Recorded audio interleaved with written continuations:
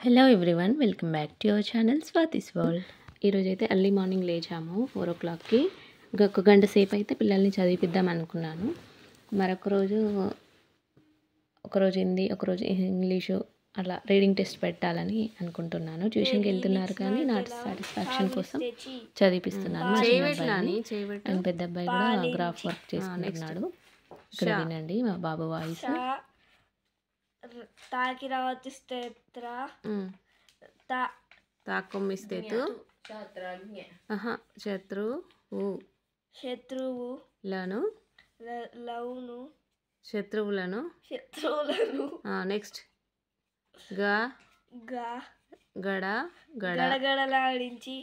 గడగడలాడించిన రాణి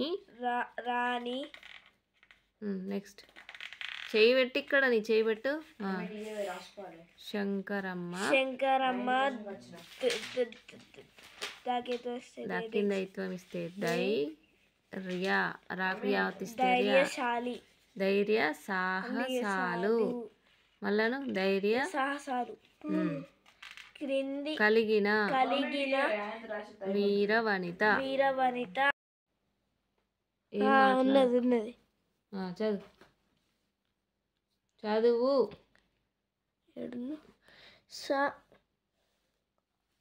సాకేతం ఇస్తే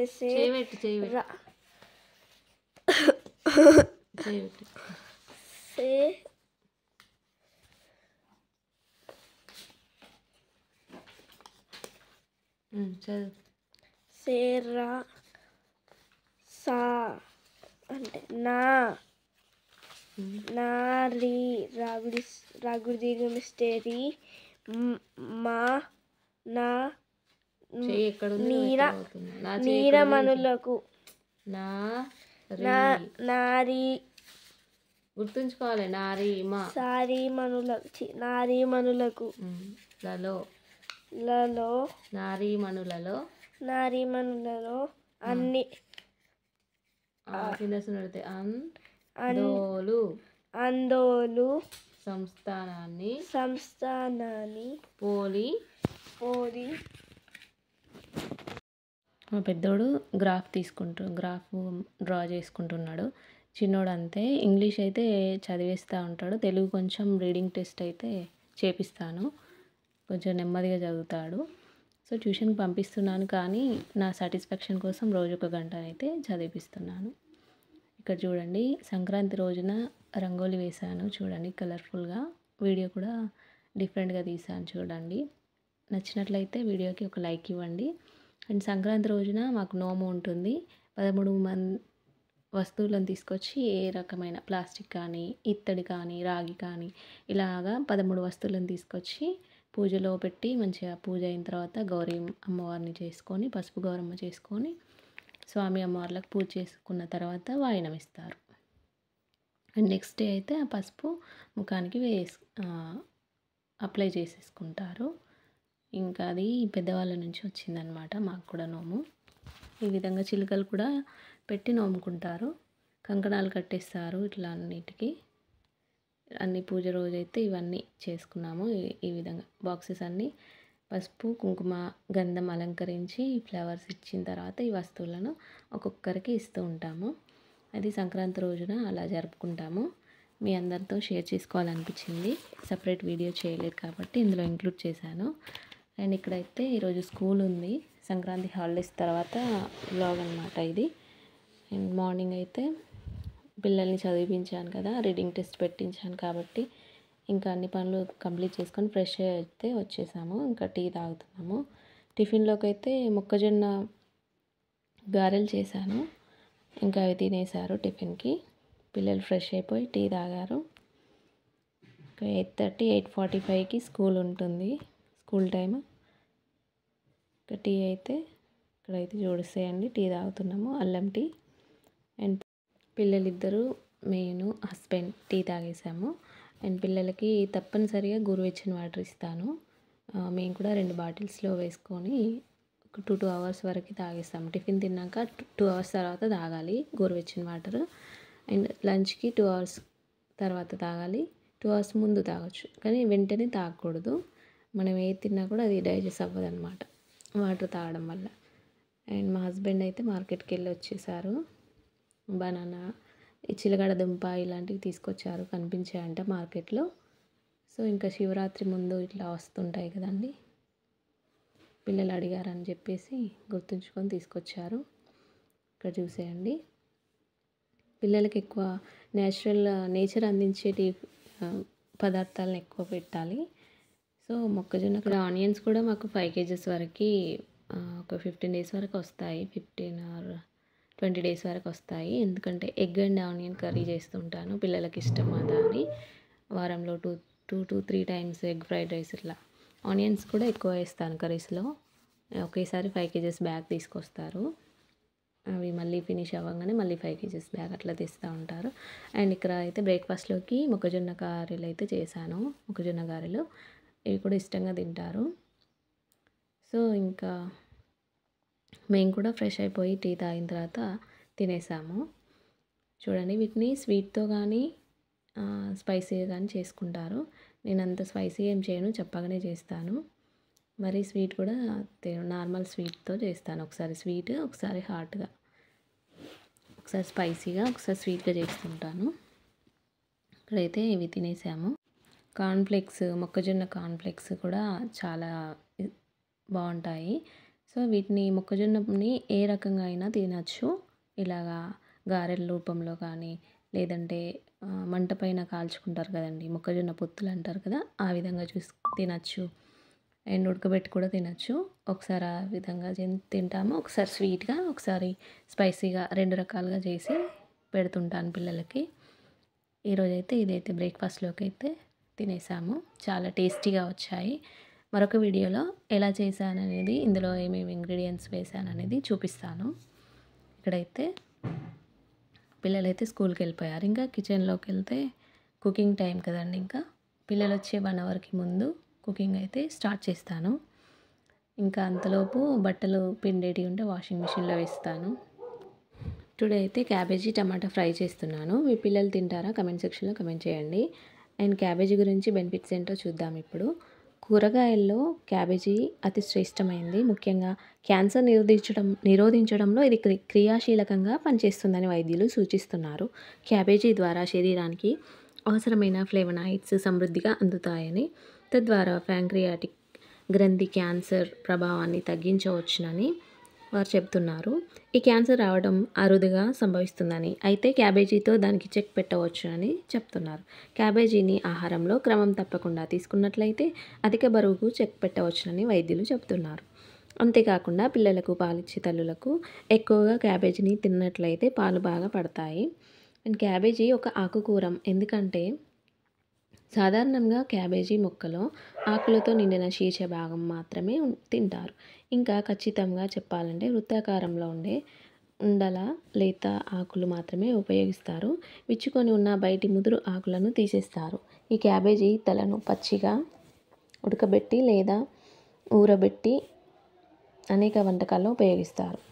క్యాబేజీ రక్తంలో చక్కెర స్థాయి సమతుల్యం చేస్తుంది. శరీరంలో కొవ్వు నిల్వలు పేరుకుపోకుండా చేస్తుంది.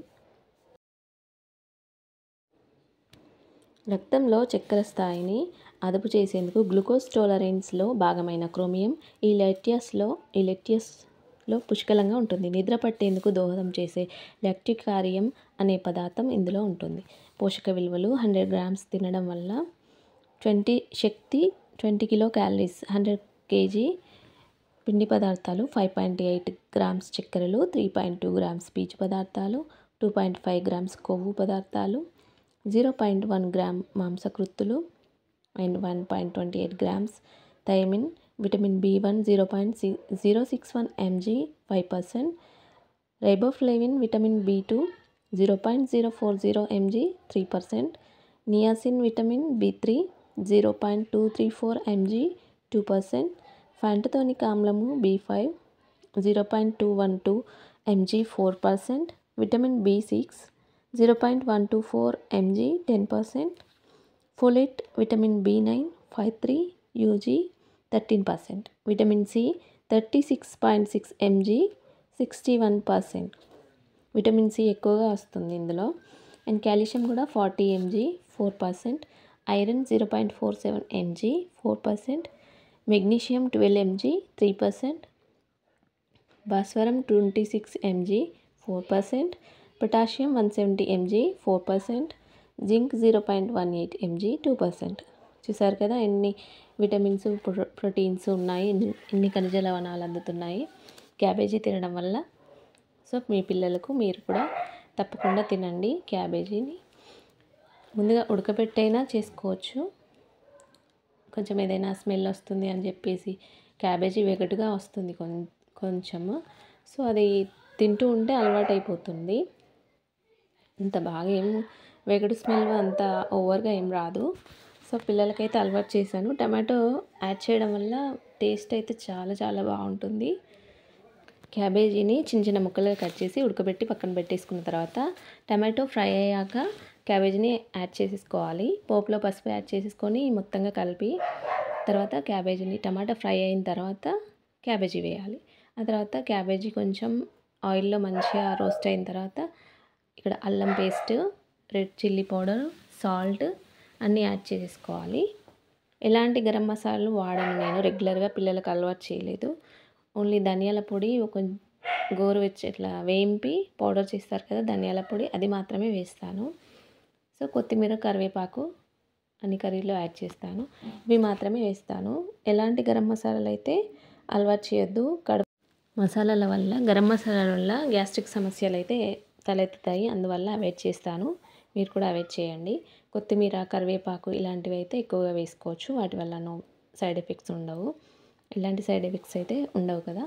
తప్పనిసరిగా ఆకులు అనేవి, కరివేపాకు, కొత్తిమీర అనేది యాడ్ చేసేసుకోవచ్చు. ఇక్కడైతే కర్రీ ఆల్మోస్ట్ ఇంకా రోస్ట్ అయిపోయింది.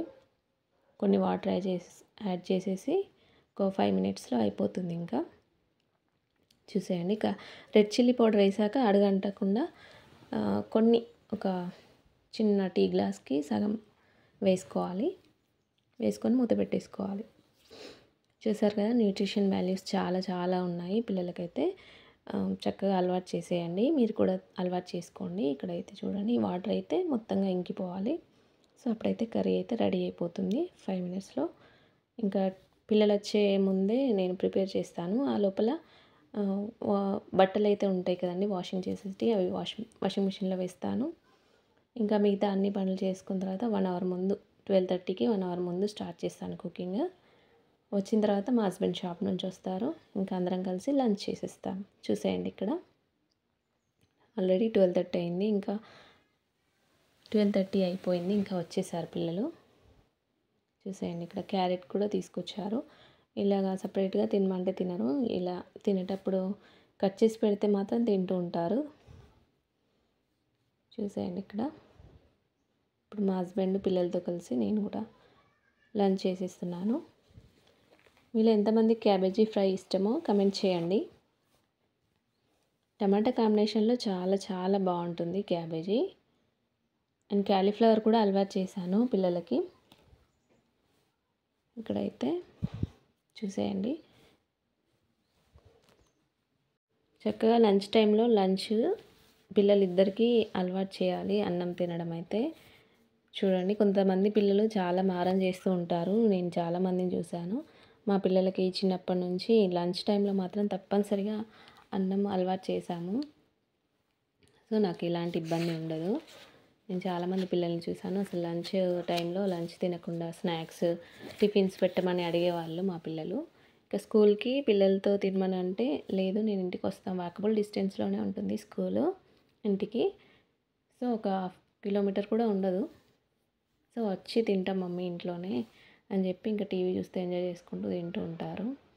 సో ఇక్కడైతే చూడండి 30 minutes కూడా ఇంట్లో తినడానికి ఇష్టపడుతుంటారు. అందుకే సర్లే అని చెప్పి ఇంకా నేను కూడా ఓకే అని చెప్పాను ఇంట్లోనే తినండి అని. సైకిల్స్ అయితే గిఫ్ట్గా ఇచ్చాము బర్త్డేకి. వాళ్ళ ఫ్రెండ్స్తో పాటు వెళ్తూ ఉంటారు, వస్తూ ఉంటారు, జాగ్రత్తగా వెళ్తారు, చెప్తూ ఉంటాను రోజు. ఇక్కడైతే మా చిన్నోడు చూడండి ఏ విధంగా తింటున్నాడు టీవీ చూస్తూ. టీవీ చూడకుండా తినమంటే మమ్మీ ఇప్పుడు కాస్త రిలాక్స్ టైం కదా, అందుకే చూస్తూ ఉంటాము, చూసి తింటుంటాము, బాగా చదువుకొని వచ్చిన కదా అని చెప్తున్నాడు. సో ఇక్కడైతే చూసేయండి తింటున్నాడు.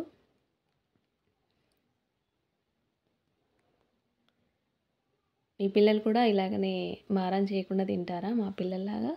వెజ్ నాన్ వెజ్ అన్నీ తింటారు మా పిల్లలు. కానీ లంచ్ టైంలో మాత్రం లంచే చేసేయాలి, రైస్ మాత్రమే పెట్టాలి. స్నాక్స్ లాంటివి, టిఫిన్స్ లాంటివి అస్సలు పెట్టకండి. మళ్ళీ అన్నం మానేశారంటే ఇంకా సన్నం అయిపోతాడు, పిల్లలు సన్నం అయిపోతుంటారు. సో వాళ్ళకి కొంచెం హెవీగానే పెట్టాలి లంచ్ టైంలో రైస్.